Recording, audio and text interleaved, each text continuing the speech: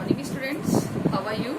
Today here we are for once again, that is our NDA's remaining topic, and our today's topic is the union government. Union government in the sense कि where there is a three organs of the government, those they have handled all mechanism of the government. So let me start one by one all these three organs which are base of the government. So we are here starting. First of all, I want to tell you that is the three organs of the government. Every time remember that is the three organs of the government. First is the executive, second is the legislative, and third is the judiciary. Okay, and third is the judiciary. So all these organs determine for the different spheres. First of all, we will discuss about the executive. The main function of executive to implementation the law, to implement the laws. Okay, so this organ which is responsible for the greatest determine. So in which name of the post which arise which can seen in this, that is the president, vice president, prime ministers, and the all ministers. In the sense the minister of councils. All these comes in the executive portions. So this is known as the union governments, the mechanism which determine for all of the policies, all functions. So today we are starting about him, about the President of India. So we are starting some important knowledge, and here started about the union government. Clear? So what is the provisions are given in our constitutions? What about the union government? Which articles determined for this? So we are starting one by one. First of all, we are starting about the president. President of India. Who is the executive head of the government? Who is the constitutional head of the government? The first citizen of the India and the state of the head of the states. So बहुत सारे नाम से इसको president को बुलाया जाता है, but president of India क्या है हम देखते हैं. जिसके आर्टिकल्स हैं that is related to article number 52 to 78. Article 52 to 78. So all these articles related to the president in India, and it is the union head, means केंद्र सरकार का हेड जो होता है वो ये पर्सन होता है. हमारे कॉन्स्टिट्यूशन के part 4 is related to DPSP and the part 5 is related to the union government. So part 5 is, as per I have told about the 22 part, so this is the part 5, and here the articles are started from 52, because if you remember that the end of DPSP 51, and after one article was added in 42 amendment 1976, that is related to the fundamental duties जो आपने last video में देखा होगा. And after that 52. देखिए बिल्कुल synchronisation में चल रहा है, बिल्कुल कंटिन्यूअस चल रहा है. जैसे काउंटिंग होती है, गणित की गिनती होती है 1 2 3 4 5 6, जस्ट लाइक हमारे आर्टिकल भी ऐसे ही ऐड किए हुए हैं, ऐसे ही सजाए हुए हैं. तो आपको ऑल दिस इस तरीके से ही लर्न करनी है. सो अबाउट द आर्टिकल 52, हमारे कॉन्स्टिट्यूशन के आर्टिकल 52 में क्या है कि there should be a president, कि भारत में एक प्रेसिडेंट की पोस्ट होगी. ये कहाँ लिखा हुआ है? कॉन्स्टिट्यूशन पे. देखिए हमारे जो कॉन्स्टिट्यूशन में है वो क्या है. हमारा जो प्रेसिडेंट होता है वो क्या क्या होता है. सबसे पहला होता है first citizen of India. First citizen of India, constitutional head of India, head of India, यानी ये इसकी पोस्ट है, ये इसकी डेजिग्नेशन है. इसके अलावा head of the state, head of the state, यानी कि पूरे हमारे देश का head, executive head, executive head, clear, यानी कार्यपालिका का हेड। और इसके अलावा हम बोले तो जो हमारी आर्मी है, मिलिट्री है, उसका भी ये हेड होता है। हम सब जानते हैं कि प्रेसिडेंट तीनों सेनाओं का अध्यक्ष होता है। तो इतनी सारी डेजिग्नेशन, इतनी सारी पोस्ट प्रेसिडेंट के पास होती है। और आफ्टर दैट इसके साथ एक वर्ड यूज होता है, that is the formal. Formal in the sense क्या होता है, क्योंकि हमारे यहाँ पर पार्लियामेंट्री सिस्टम है। हमारी कंट्री में कौन सा सिस्टम है, parliamentary system. Parliamentary system in the sense संसदात्मक शासन प्रणाली। इसमें क्या होते हैं, दो पर्सन होते हैं, head of the state and head of the government, यानी कि हेड ऑफ द स्टेट और हेड ऑफ द गवर्नमेंट। आपको ये याद रखना होगा, ये क्वेश्चन एग्जाम में पूछा गया है।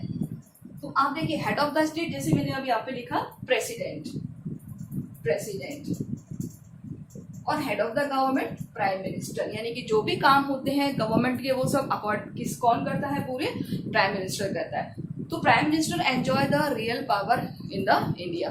सो पार्लियामेंट्री सिस्टम को हमने कहाँ से बोरो किया है, आपको पता है, बोरो फीचर में हमने देखा था, बोरो फ्रॉम ब्रिटेन। ब्रिटेन से हमने इस फीचर को बोरो किया है। ब्रिटेन में वहां पर चूंकि मोनार्की है, मोनार्की यानी कॉन्स्टिट्यूशनल मोनार्की सिस्टम है, तो वहां पर हेड ऑफ द स्टेट होता है वहां का किंग या queen. At present we are taking, अगर हम बात करें तो वहां पर queen Elizabeth is the head of the state and the जो प्राइम मिनिस्टर है बोरिस जॉनसन, वो है वहां के head of the government. Okay, so this system borrow from the Britain. एक इम्पॉर्टेंट चीज है, दुनिया में अगर किसी को पार्लियामेंट्री फीचर दिया है, दुनिया में अगर किसी देश ने पार्लियामेंट्री फीचर दिया है तो किसने दिया है, ब्रिटेन ने। पहली बार संसदात्मक शासन प्रणाली, पार्लियामेंट्री मतलब संसद, जहां पर संसद को पावरफुल माना गया है, संसद सबसे ज्यादा शक्तिशाली होती है। This system is known as the parliament. तो दुनिया में किसने दिया है इसको, ब्रिटेन ने। Remember this, same system follow in India. So India had the which system governed, that is the parliamentary system. In this system, two heads, state of head of the state and the head of the government. Clear students? Now come to the next point. This is the about Article 52.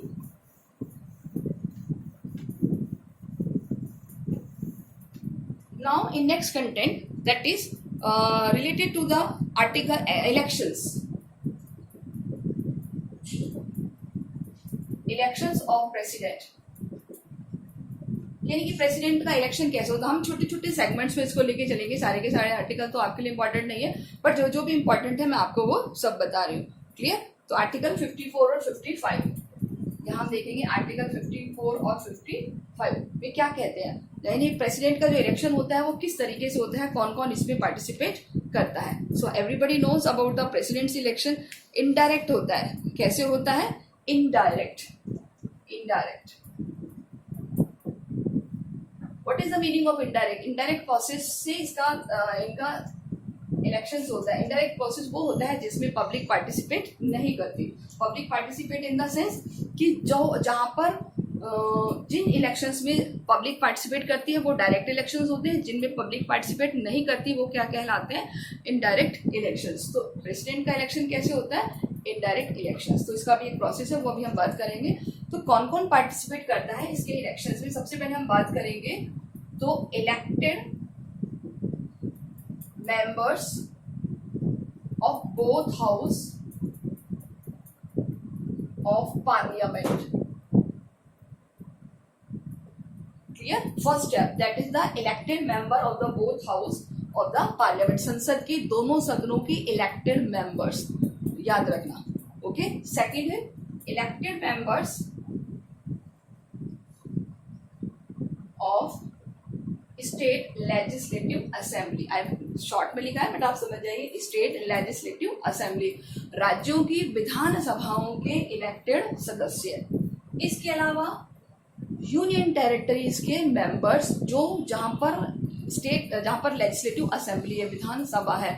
तो ऐसी to है union territory, that is the Delhi and the Puducherry.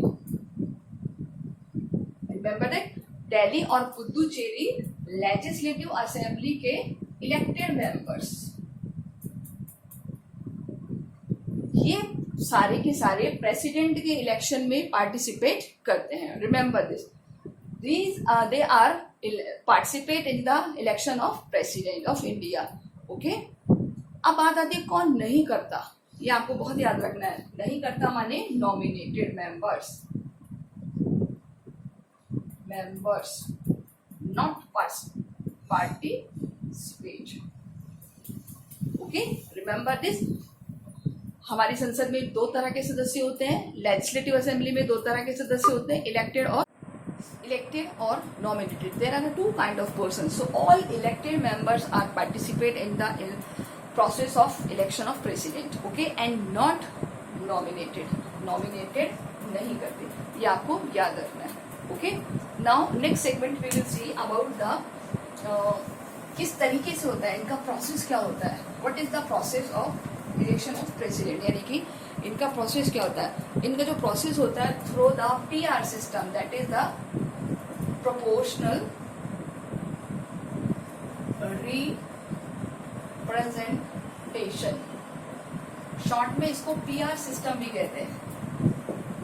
Clear. हमारे देश में कुछ ऐसी post होती है जहां पर PR सिस्टम से इलेक्शन होता है. कौन कौन से होते हैं मैं आपको बता देती हूँ. वो पोस्ट होती है president, vice president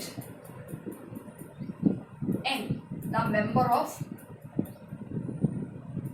Rajya Sabha and state legislative council. Okay. तो PR सिस्टम से ये तीन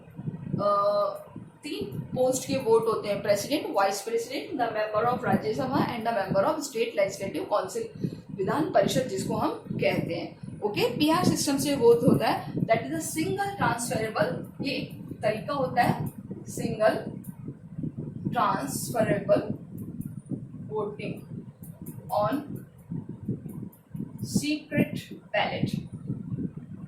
ओके. यानी एक सीक्रेट बैलेट सिस्टम होता है, उसके ऊपर इसका जो वोट है वो डाला जाता है. और हर कैंडिडेट को मिनिमम 50%, कितना 50% का एक जो वोट का कोटा है वो चाहिए ही चाहिए. क्लियर. तो यहाँ पर एक फॉर्मूला है. देखिए जैसे हमने बताया था लास्ट में आपको कि यहाँ MLA और MP दोनों ही पार्टिसिपेट करते हैं इलेक्शन में. तो MLA के लिए क्या क्राइटेरिया होता है. देखिए MLA के लिए जो क्राइटेरिया होता है, सबसे पहले बात करते हैं इसका एक फॉर्मूला जो आपको याद रखना है. फॉर्मूला इसके लिए MLA के लिए यानी स्टेट्स के लिए क्या होता है. Total population of state upon total MLAs. जितने भी MLA होते हैं उस एरिया में यानी उस स्टेट में अलग अलग MLAs होते हैं. बिकॉज हम जानते हैं state MLAs according to population elect होते हैं and they are multiplied by the 1000. Okay. So this is the formula for the MLA. और MPs के लिए क्या फॉर्मूला होता है. The total value vote and MPs के लिए क्या होता है. टोटल वैल्यूज ऑफ MP यानी कि टोटल जो वैल्यू है MPs की क्या है. Total value of MLAs is equal to total value of MLA. Clear. Total value of MLA and divided by the Lok Sabha plus Rajya Sabha के इलेक्टेड मेंबर्स.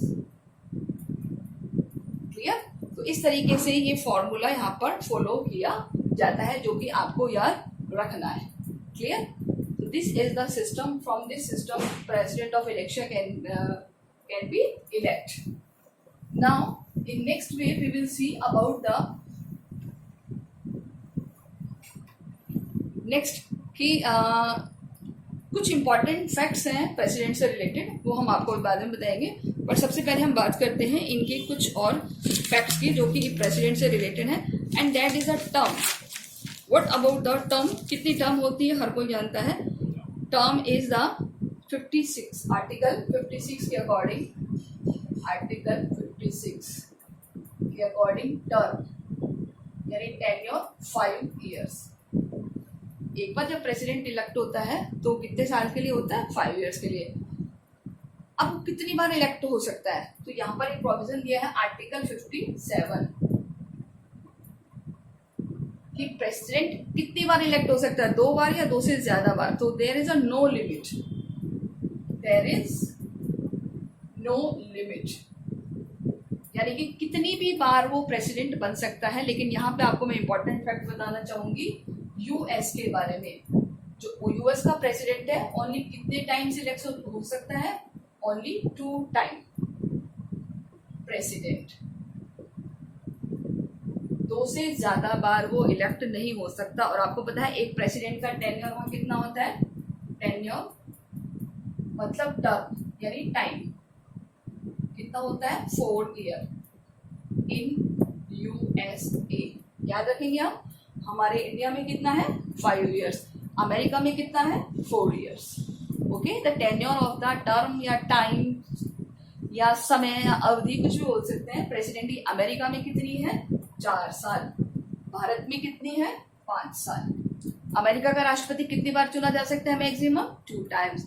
इंडिया में unlimited time, कितनी बार भी चुना जा सकता है। क्लियर। अब सबसे पहले हम बात करेंगे कि इसको ओथ यानी शपथ कौन दिलाता है। शपथ दिलाता है chief justice of India. Chief justice of India यानी कि जो जब प्रेसिडेंट इलेक्ट होकर के आता है तो शपथ दिलाता है, वो होता है chief justice of India. Clear. अब हम बात करते हैं इसके कि अगर किसी कारण से इसको रिजाइन करना है यानी रेजिग्नेशन देना है, रेजिग्नेशन, तो ये किसे हैंडओवर करता है, और वो हैंडओवर करेगा वाइस प्रेसिडेंट को। ओके, अगर राष्ट्रपति को इस्तीफा देना है, रिजाइन करना है, रेजिग्नेशन देना है तो किसको देगा, वाइस प्रेसिडेंट को, अगर उसकी टर्म होने से पहले उसको रिजाइन करना है तो। Remember this things. Okay, now qualifications यानी योग्यताएं। जब कोई एक प्रेसिडेंट इलेक्ट होता है तो उसके लिए क्या क्या कंडीशंस होनी चाहिए, क्या क्या योग्यताएं होनी चाहिए। सबसे पहले हम यहाँ लिखेंगे आर्टिकल 58, आर्टिकल 58। ओके, सारी ये योग्यताएं कहाँ लिखी हुई है, आर्टिकल 58 में क्या योग्यता लिखी हुई है देखिए। तो सबसे पहले हम बात करें कि person should be citizen of India, person should be citizen of India, यानी वह व्यक्ति भारत का नागरिक होना चाहिए। ये इसकी फर्स्ट कंडीशन है। एज 35 ईयर, एज कितनी होनी चाहिए, 35 ईयर्स की एज होनी चाहिए। Should not hold any office of profit, should not hold any post of profit, यानी वो किसी लाभ के पद पर नहीं होना चाहिए, किसी सरकारी सेवा में नहीं होना चाहिए या किसी और काम में नहीं होना चाहिए। और qualified to become a member of Rajya Sabha, qualified to become member of Lok Sabha, यानी राज्यसभा का सदस्य बनने की योग्यता रखता हो। These things are very important for the post of president. Remember this, which article 58. All these things. Citizenship of Indian का नागरिक होना चाहिए, एज 35 होनी चाहिए, एंड हेड किसी लाभ के पद पर नहीं होना चाहिए, and qualified for the post of Lok Sabha, Lok Sabha की पद की योग्यताएं रखता हो। Okay, now impeachment process. What is the impeachment? Impeachment is किसी को पोस्ट से हटाना, अपदस्थ करना, उसको कहते हैं इम्पीचमेंट। अगर प्रेसिडेंट किसी कारणवश अपनी पोस्ट से, इम्पीचमेंट यानी कि पद से हटाना, इसको कहते हैं पद से हटाना, निलंबन करना, निलंबित करना।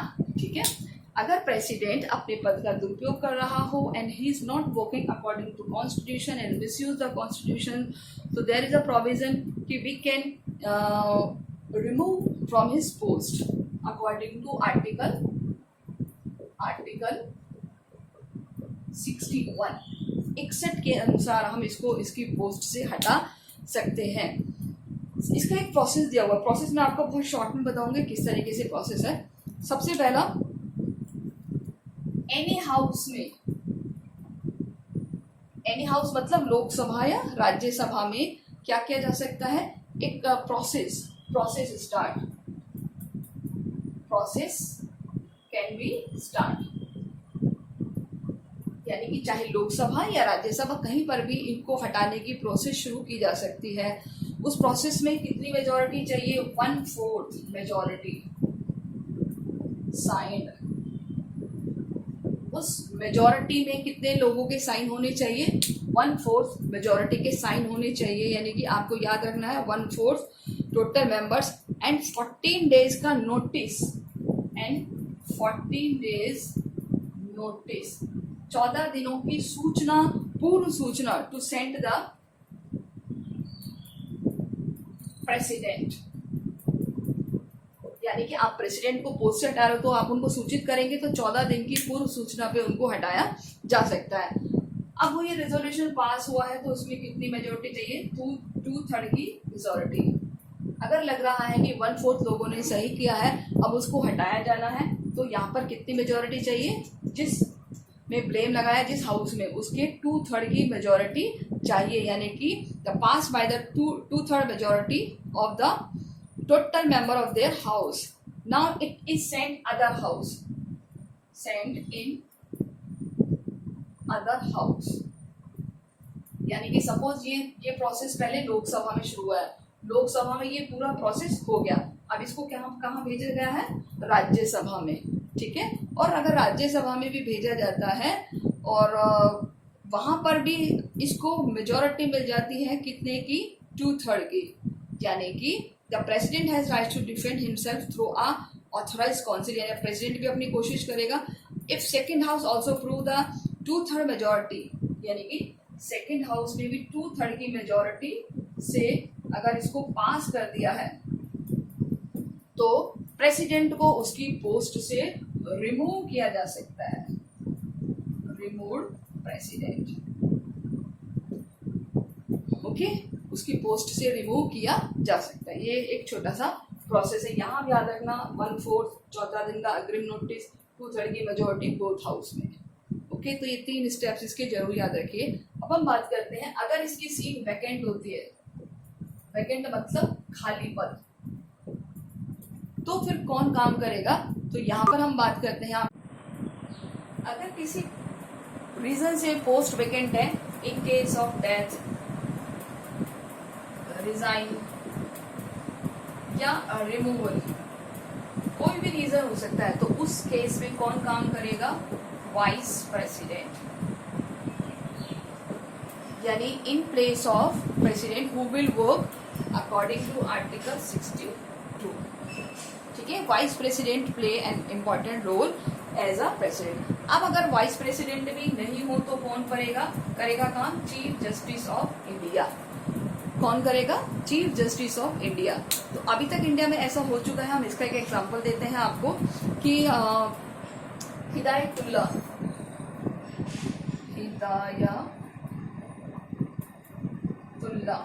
जो CJI थे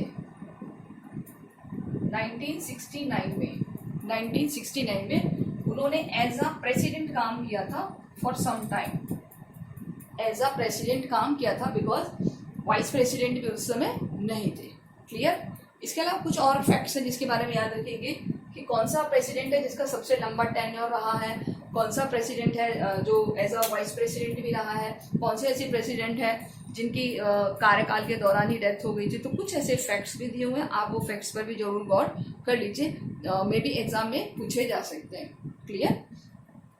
तो ये है इनका इम्पीचमेंट प्रोसेस। अब अगर हम बात करें तो about the powers and functions, सबसे पहले अगर हम इनकी पावर फंक्शन को डिवाइड करें तो सबसे पहले बात करें executive power.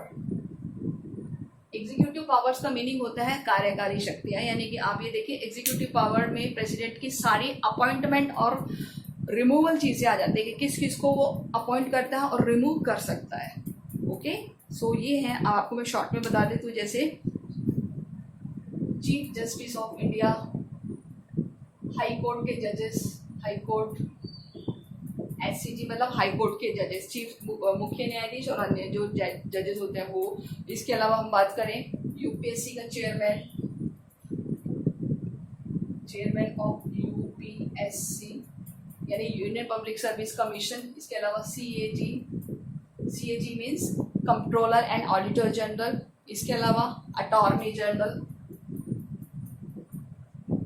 Attorney general, clear. और इसके अलावा अगर हम बात करें तो इलेक्शन कमिश्नर,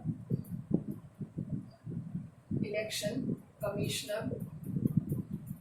और इसके अलावा अगर हम बात करें तो आरबीआई का गवर्नर हो गया, फाइनेंस कमिश्नर का हो गया, एम्बेसडर्स हो गए यानी कि फाइनेंस कमिश्नर हो गया, एम्बेसडर हो गया, क्लियर। तो ये सारी जो पोस्ट होती हैं ये सारी, और इसके अलावा स्टेट्स में गवर्नर, ये इम्पॉर्टेंट थिंग, गवर्नर्स यानी राज्यों में राज्यपाल। ये सारी इंपॉर्टेंट पोस्ट कौन इलेक्ट कौन अपॉइंट करता है? अपॉइंट एज अ प्रेसिडेंट, ठीक है, यानी प्रेसिडेंट अपॉइंट करता है। और इसके अलावा जो पर्सन्स जिसको लोकसभा में मेजॉरिटी है यानी लोकसभा में बहुमत है, उसके हेड को एज अ प्राइम मिनिस्टर भी अपॉइंट करता है, क्लियर। अब हम बात करेंगे लेजिस्लेटिव पावर। लेजिस्लेटिव का मीनिंग होता है एक तरीके से संसदीय शक्ति जिसको हम कहते हैं। तो आपको पता ही, सबसे पहले किसी भी संसद का रिजोल्यूशन और the prorogation of the parliament यानी कि संसद की मीटिंग को बुलाना और उसको शुरू करना। इसके अलावा हम आपको बताते हैं कि president to address to send the message of both house. किसी भी सदन की जो कार्यवाही होती है, जो उसमें फर्स्ट स्पीच होती है, वो किसकी होती है? प्रेसिडेंट की होती है, ये हम याद रखेंगे। इसके अलावा सबसे important thing, 2 members nominated by president in लोक सभा। कौन सी कम्युनिटी? Anglo Indian community. याद रखेंगे, ये बहुत इंपॉर्टेंट थिंग है। Okay, 2 members nominated in the Lok Sabha. इसके अलावा है 12 members nominated इन राज्यसभा, क्लियर। तो ये 2 members होते हैं nominated, 2 in Lok Sabha, 12 in Rajya Sabha. In this Rajya Sabha there is 12 members from belong to the different field like art, culture, science, film, sports, social service etcetera. ऐसे 12 लोगों को प्रेसिडेंट नॉमिनेट कर सकता है। याद रखना, यही नॉमिनेटेड प्रेसिडेंट के इलेक्शन में पार्टिसिपेट नहीं करते। ओके, तो this is the legislative power. और हम आपको एक बार बता दें, a bill become law after the assent of president. Any bill become law जब तक कि उस पर signature sign by president. Okay, तो ये भी प्रेसिडेंट की पावर में ही काउंट होता है। ओके, एक और इम्पॉर्टेंट पावर है ऑर्डिनेंस पावर। ऑर्डिनेंस, इसको हिंदी में कहते हैं अध्यादेश। आर्टिकल 1, 2, 3, कौन सा आर्टिकल है? आर्टिकल 1, 2, 3 के अकॉर्डिंग क्या होगा कि जब कोई पार्लियामेंट का सेशन नहीं चल रहा हो यानी कि कुछ पार्लियामेंट का रिसेस हो, तो this ordinance have same force to effect as a act parliament but are the nature of temporary law. यानी कि उस ड्यूरेशन में कोई लॉ को ये बना सकता है but as a temporary, clear. That is the ordinance power of president. Now the veto power. Veto power क्या होती है, हम बात करते हैं। वीटो पावर आर्टिकल 111 में दी हुई, that is the pocket veto is the most prominent veto, absolute veto, suspensive veto. So these are the three kind of veto: absolute, suspension, suspensive और pocket. ओके, सो यहाँ पर इतना डेप्थ पे अभी हम ये भी जा सकते हैं, पूछ सकता है एग्जामिनर की कौन से प्रेसिडेंट ने कौन कौन सी पावर को यूज किया है. ठीक है, तो ज्ञानी जैल सिंह का किस्सा सबको पता ही है कि ज्ञानी जैल सिंह ने पॉकेट विटो को 1986 में एक पोस्ट अमेंडमेंट था बिल, उसके रिगार्डिंग यूज किया था. Now about the emergency power of president. Emergency power क्या होती है? देखिए, इमरजेंसी पावर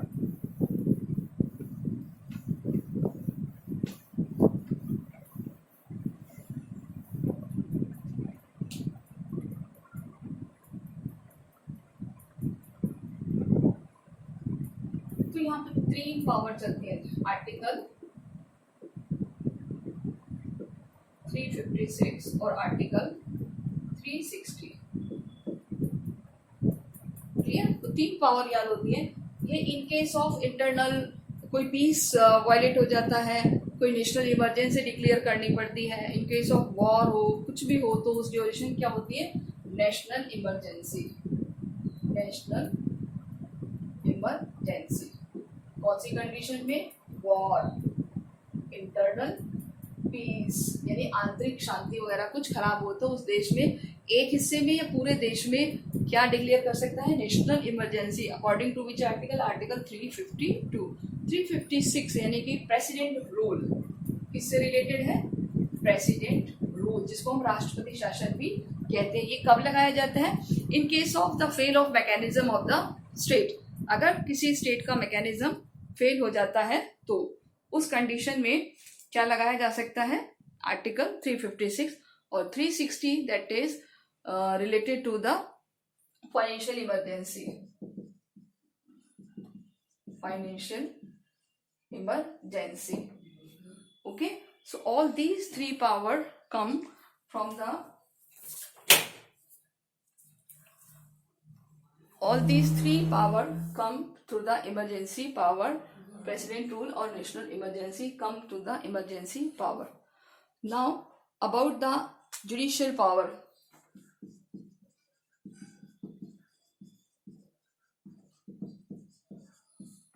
Article 72 यानी कि various pardoning powers of the president, यानी कि क्षमादान की शक्तियां जिसको हम कहते हैं. किसी की क्षमा को माफ करना, किसी की क्षमा को, नेचर को चेंज करना, घटाना, बढ़ाना, सब इनके हाथ में होता है. About the vice president. Vice president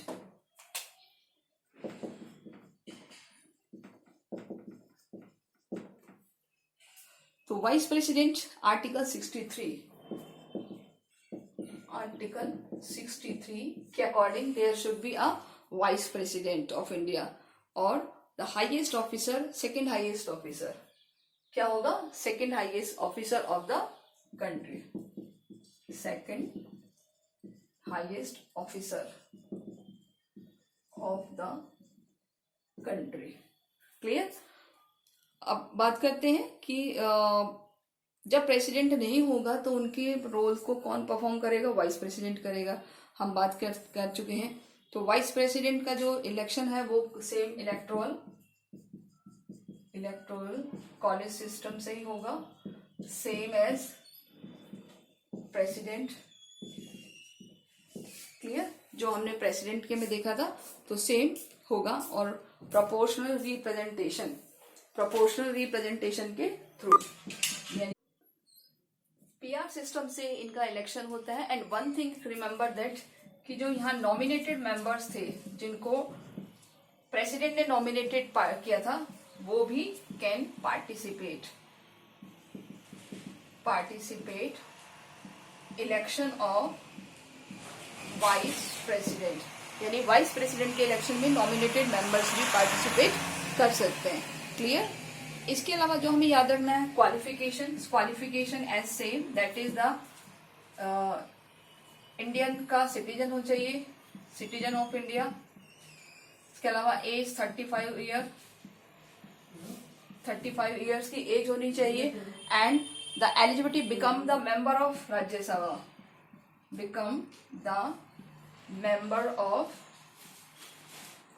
Rajya Sabha, यानी वो लोकसभा का सदस्य बनने की योग्यता रखता हो, ये राज्यसभा का, क्योंकि हम जानते हैं कि ये राज्यसभा के हेड होते हैं। और सेम कि किसी प्रॉफिट पोस्ट पर नहीं होने चाहिए। ओके, तो ये सारी क्वालिफिकेशंस होती हैं। अगर हम टर्म की बात करें, यानी टर्म, तो 5 ईयर, ये भी इनका भी जो कार्यकाल होता है 5 साल का होता है।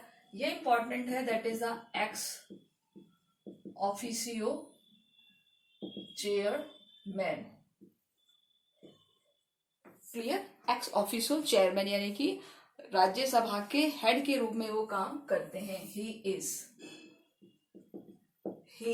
एक्ट, राज्यसभा के किसके रूप में काम करते हैं?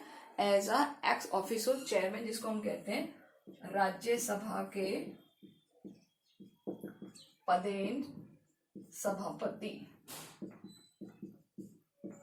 याद रखेंगे, हिंदी में इसे कहते हैं राज्यसभा के पदेन सभापति और पास एक्स ऑफिसो चेयरमैन।